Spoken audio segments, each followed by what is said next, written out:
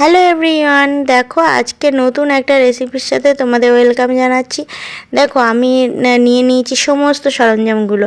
এখানে নিয়েছি শসা, টমেটো, পেঁয়াজ, কাঁচা লঙ্কাগুলো সিদ্ধ করে নিয়েছি আলুর সাথে, আর সিদ্ধ করা আলু আর এখানে বানগুলো আমি মাঝখান দিয়ে কেটে কেটে নিয়েছি। আমার কাছে ছোট বানগুলো ছিল বলে বড় বানটা পাওয়া যায়নি, তার জন্য ছোটোগুলো দিয়েই অনেকগুলো করতে হচ্ছে আমাকে।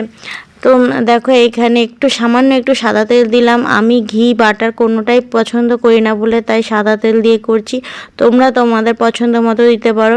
রসুন থেতো করে দিয়ে দিলাম। তারপরে এই আলুগুলো একটু হাত দিয়ে ম্যাশ করে নিয়ে আলুর পুরটা তৈরি করে নেব। তো দেখো এর মধ্যে আমি বিশেষ কিছুই দেবো না, কিন্তু এই সিম্পল মেনুতেই যা টেস্টি হয়েছিল না, যেহেতু খাওয়ার পর বলছি তার জন্য বলছি।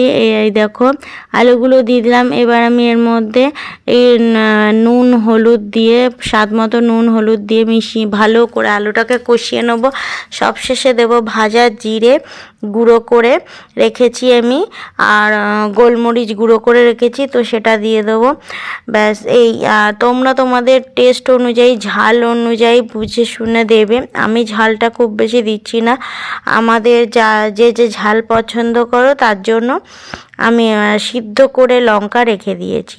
তো দেখো এই যে আমার আলুর পুরটা রেডি, গুঁড়োটা দিয়ে দিলাম, রেডি। এরপর আমি আলুর পুরটা ঠান্ডা হতে দেব। তারপর আমি এই ডিমগুলো এক এক করে পোচের মতন করে নেব। ডিমের মধ্যে পেঁয়াজ কুচি আর গোলমরিচ গুঁড়ো আর লবণ দিয়ে এরকমভাবে ছোট ছোট করে পোচ করে নিলাম, যে কটা আর কি আমার হবে সেই কটা করে নিলাম। তারপরে আলুর পুরগুলোকে, এই দেখো সবগুলো, আর আলুর পুরগুলোকে আমি চ্যাপটা চ্যাপটা করে চপের মতন করে নিয়েছি। আর এইখানে বানগুলোকে সব কটাকে সেঁকে নিচ্ছি, বুঝলে, কোনো কিছু দিয়ে না, কিন্তু এমনি কড়াইতেই সেঁকে নিচ্ছি।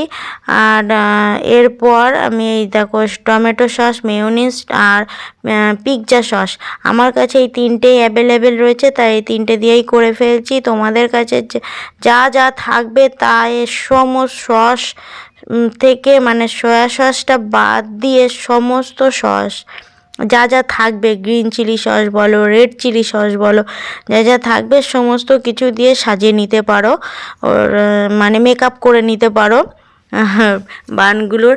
আমার কাছে এই তিনটেই রয়েছে, তার জন্য এই তিনটে দিয়েই আমি সাজগোজ করিয়ে নিচ্ছি।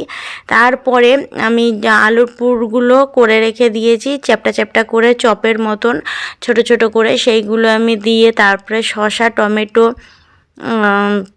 পেঁয়াজ যে কেটে রেখেছি স্যালাডের মতো, সেইগুলো দিয়ে এই দেখো সাজিয়ে নিয়েছি, অনেকগুলো করে নিয়েছি। তারপরে তোমাদের সাথে দেখালাম।